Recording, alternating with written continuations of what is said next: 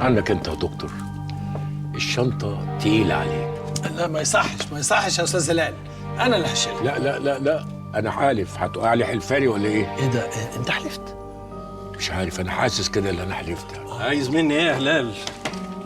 سيبني في حالي، انا ما اعرفش حاجه. طب ما دام ما تعرفش حاجه، طلعت تكذب ليه في البرنامج؟ ما تخافش يا دكتور، احنا معاك، محدش يقدر يهددك. قدروا خلاص. شفت؟ عشان ما جالناش من الاول. طب احنا هنفضل واقفين كده مش هنشرب حاجه؟ ايوه يا هلال، انا اللي بعت لك المذكرات لما قريت مقالك الاخير وعرفت انك بتدور على قاتل مريم. انت جبت المذكرات دي منين؟ انت ما قلتليش ان معاك نسخه. انا حكيت لك قبل كده يا هلال ان مريم كتبت المذكرات دي كعلاج نفسي ليها وتفريغ لكل اللي جواها، وسابت لي نسخه بكل اللي كتبته. ده كان قبل الاحداث اللي بعتها لك في الجزء الاول. في الوقت ده مريم كانت فاقت واستجابت للعلاج وبقت احسن كتير وبطلت تجيلي. بدات تعمل حفلات عندها محاوله منها انها ترجع تاني للاضواء لحد ما حصلت الاحداث الاخيره ومريم رجعت لي تاني. اللي انت كاتباه ده لو وقع في ايد اي حد انت ممكن تروحي في داهيه. أنا مش جاية لك عشان تخوفني يا مصطفى. أنا ما بقتش بعرف أنام. ابتسام بقت بتظهر لي في كل أحلامي وبتستنجد بيا. ده غير ضغوطهم عليا عشان أشتغل معاهم. وما كانش في ايدي اي حاجه اعملها. مريم بعد كده تعبت وصرفت على علاجها كل اللي معاها، بس الدكاتره نصحوها انها لازم تسافر بره لان علاج حالتها جوه مصر ما منوش اي فايده. طبعا المسؤولين رفضوا سفرها على حساب الدوله. في الوقت ده انا كنت في انجلترا، جالي عرض بالتدريس في جامعه هناك. مريم بقى كانت خلاص ما بقاش فارق معاها اي حاجه.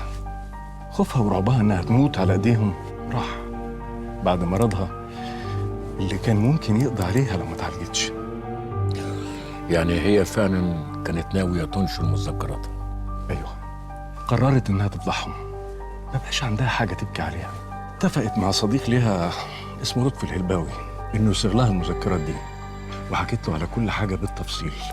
بعدها لطفي الهلباوي راح للبشوات وبلغهم بكل اللي قالته مريم.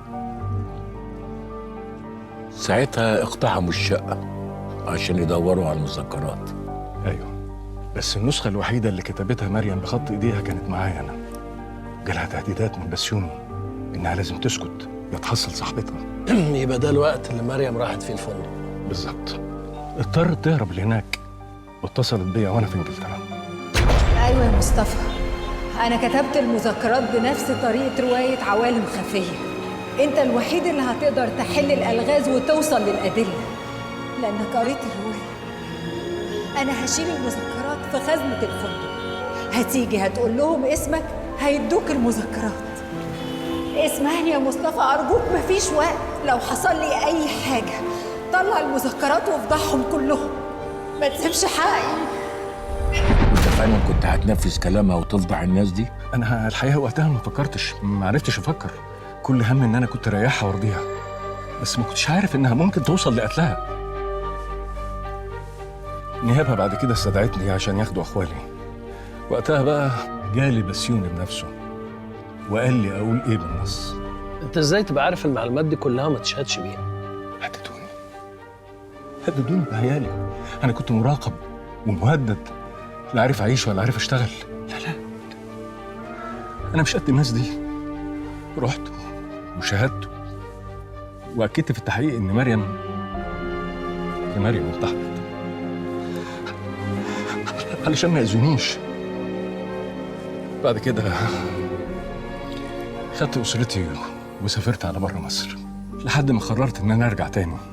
قلت خلاص اكيد الموضوع اتنسى، بس يوني كمان كانت شال من منصبه.